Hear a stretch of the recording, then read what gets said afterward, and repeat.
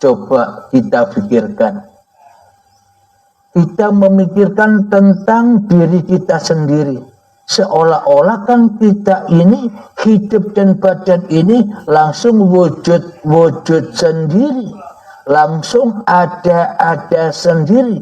Kita tidak tahu dari mana asal mula ini semua. Iya bukan?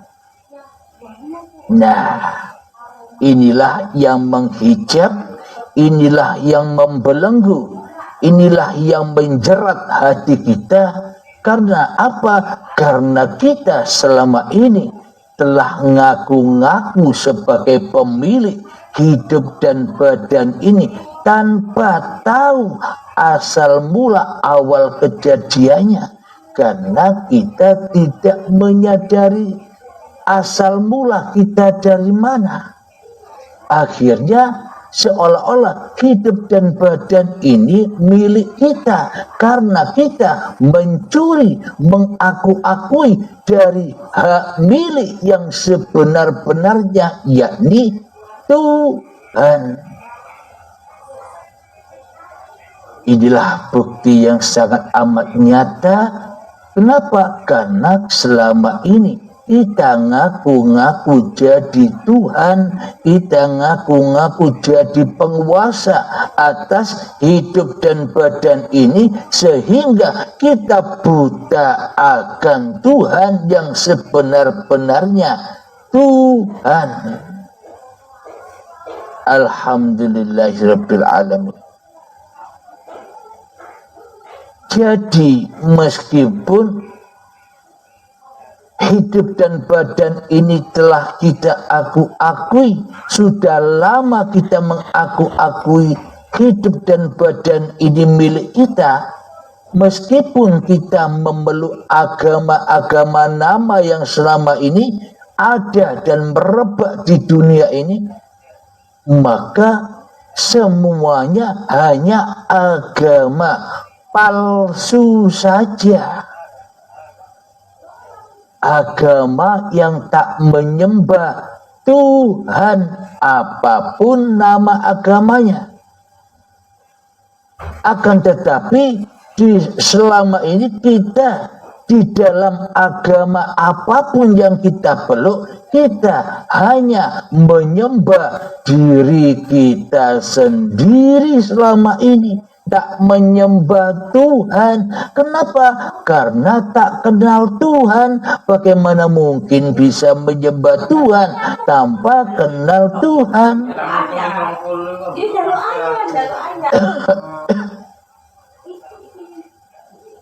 Alhamdulillahirabbil alamin.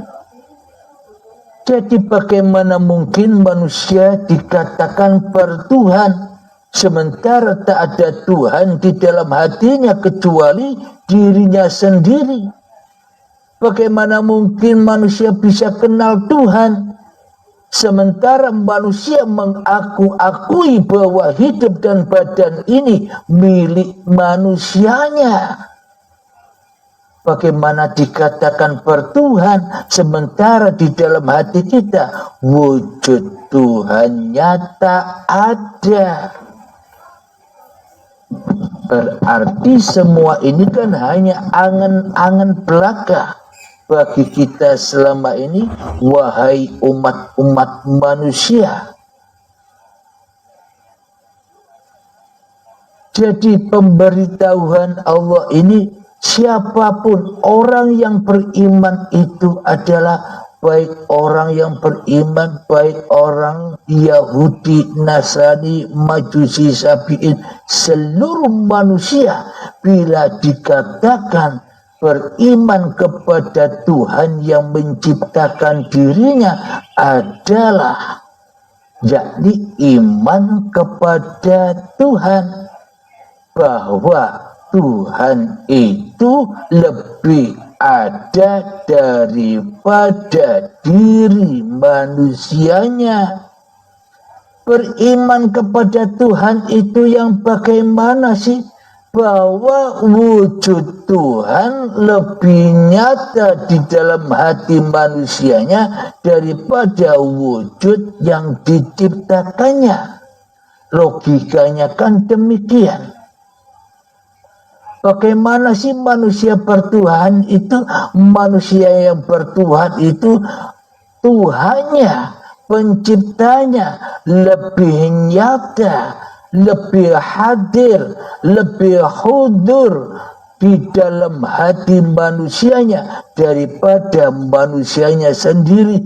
Pas sudah dengan para nabi, pas sudah dengan imannya para rasul, pas sudah dengan imannya Nabi Muhammad sallallahu alaihi wasallam selama ini.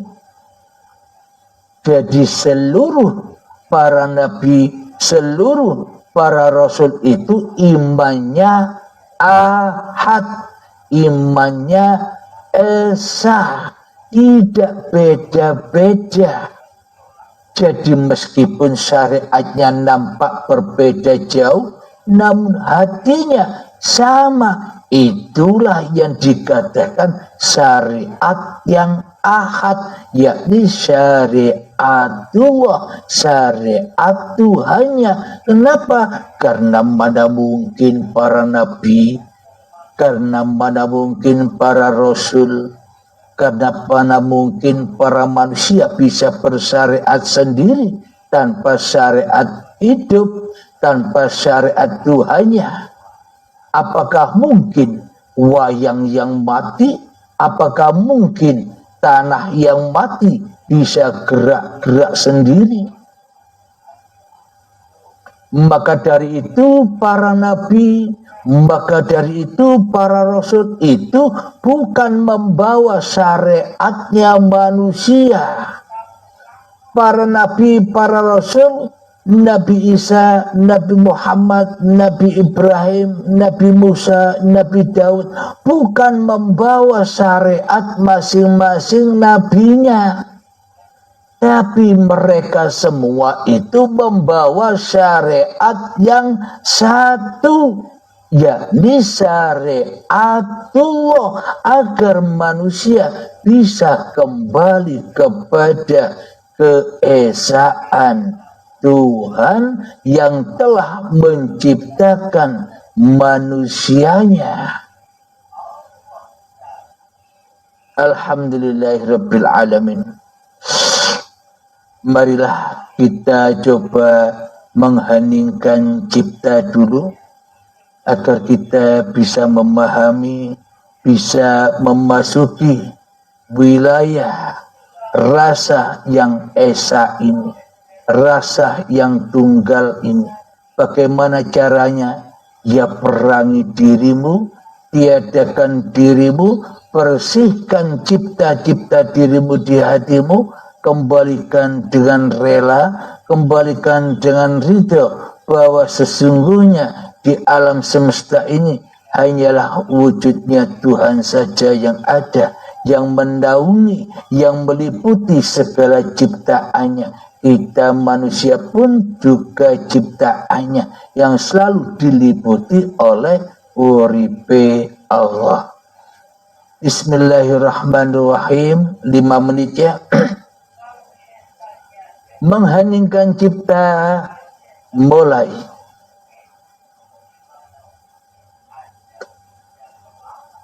Silakan. Berjuanglah menjada wajada.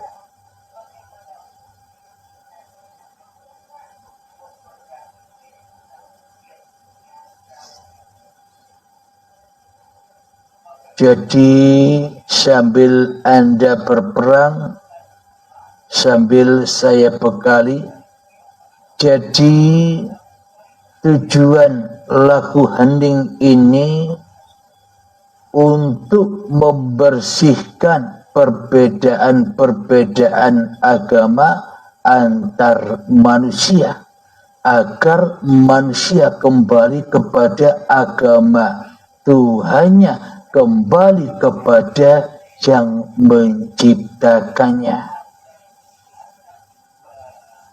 Jadi meskipun kita beragama Islam, tapi kita sering melatih dan melatih kembali kepada agama Allah.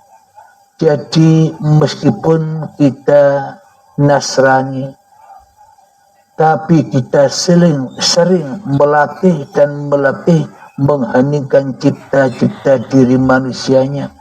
Meskipun kita beragama Yahudi, tapi kita sering melatih kembali kemana awal kita berada, maka semuanya akan ketemu titik persamaannya seluruh manusia meskipun bajunya beda-beda.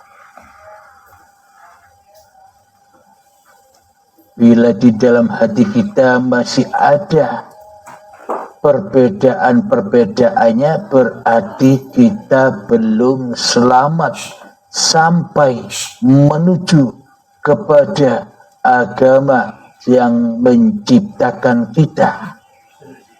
Jadi tandanya bila di dalam hati kita sudah netral, memandang baju-baju apapun, tapi di dalamnya mengandung dan terliputi dengan yang ahad, uripi Allah, itulah tanda kita sudah memahami apa agama sang pencipta ini. Silakan, karena rukun iman yang ada di Al-Baqarah ayat 62 tadi hanya 3 syaratnya. Iman kepada Allah, percaya bahwa hidup ini Allah. Yang kedua, iman kepada hari akhir atau hari kiamat. Inilah pintu untuk menjadi hamba Allah, pintu untuk kembali kepada Allah lewat pintu keheningan ini. Belajar mengheningkan diri, belajar dan belajar terus untuk menyerahkan kembali hidup dan badan ini kepada yang menciptakan. Inilah fondasi seluruh agamanya manusia. Maka bila kita yakin kepada hari akhir, hari kiamat, maka saat inilah pengaplikasiannya, saat inilah pembuktiannya, saat inilah persaksian keyakinan Anda, kita semua menuju menyaksikan hari akhirnya diri kita di hati kita. Silakan akhiri kewujudan diri manusiamu di hatimu. Akhiri kehidupan diri manusiamu di hatimu. Akhiri kekuasaan diri manusiamu di hatimu. Silakan, saya tunggu.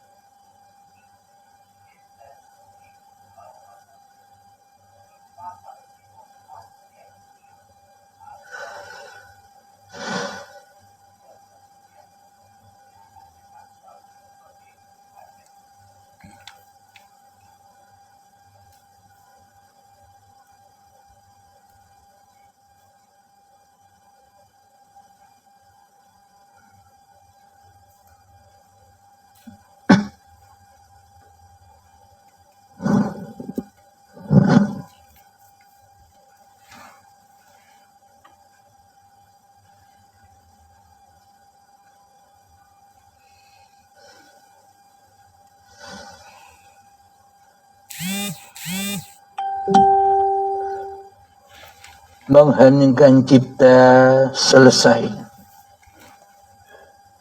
Alhamdulillahirabbil alamin. Inilah pintu dasar pokok manusia memeluk suatu agama. Jadi modalnya ini, modalnya wajib tahu Tuhan itu siapa. Jangan Anda mengunggul-unggulkan, mendewa-dewakan, memulia-muliakan, membangga-banggakan nama-nama agama Anda. Salah besar. Tapi dewakan, muliakan, sucikan Tuhan dahulu daripada nama-nama baju-baju agama itu. Harus diketahui dahulu siapa Tuhan yang bakal kusembah. Bila tak tahu Tuhannya, agama, jutaan nama agama pun Anda peluk, ya podo wae, tersesat hati kita. Kenapa? Karena kita masuk dalam lingkaran agamanya setan yang berbeda-beda, guna setan mudah mengadu domba antar umat beragama. Kenapa diadu domba? Karena tidak kenal Tuhannya. Kenapa diadu domba?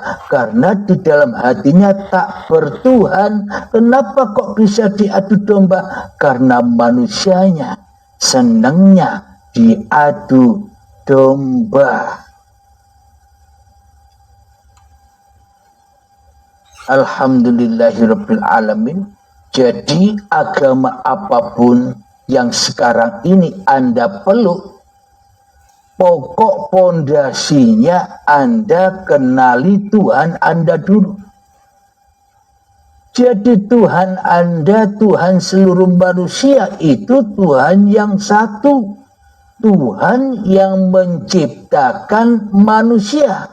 Itulah Tuhannya manusia. Jika manusia tidak diciptakan Tuhan, apakah manusia ada di bumi ini?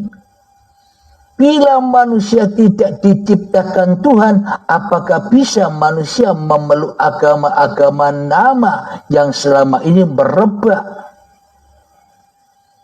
Jadi bolehlah Anda memilih agama nama yang Anda suka, tapi yang terpenting pokok dari pondasi agama Anda harus pegang, yakni kenalilah siapa sebenarnya Tuhan Anda kita semua ini, yakni hidup inilah yang menghidupi, hidup inilah yang menciptakan, hidup inilah yang menggerakkan dari tanah sampai menjadi bayi hingga saat inilah Tuhannya seluruh manusia.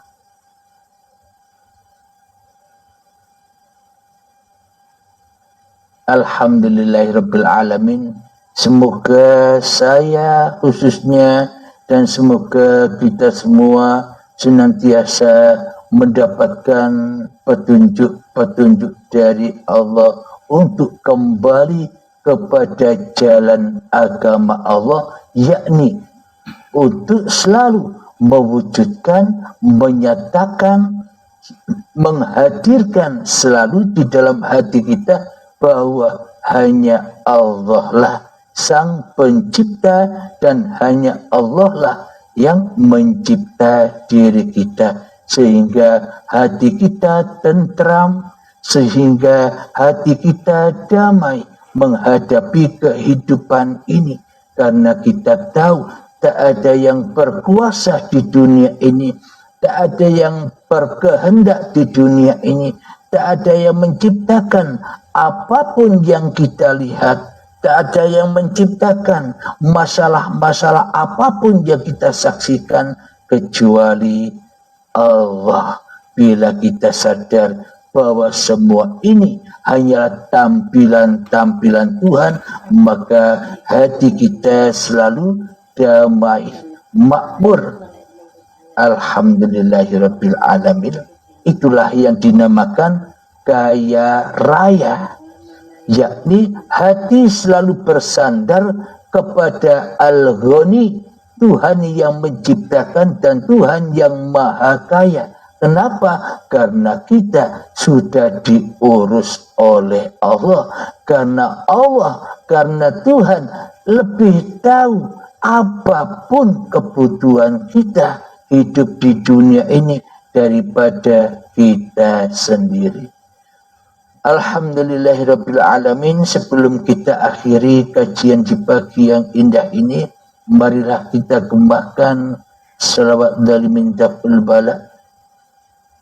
Allahumma salli ala sayyidina Muhammad wa ashghili zalimin bizalimin.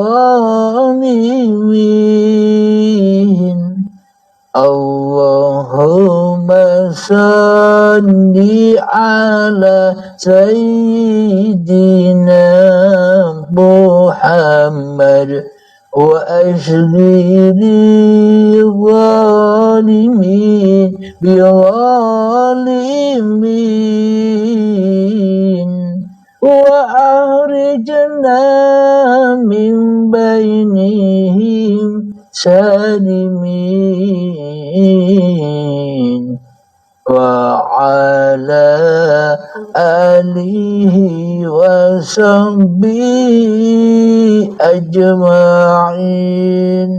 Alhamdulillahirabbil alamin. Rabbana atina fid dunya hasanah wa fil akhirati hasanah wa qina adzabannar. Akhir kalam. Assalamualaikum warahmatullahi wabarakatuh.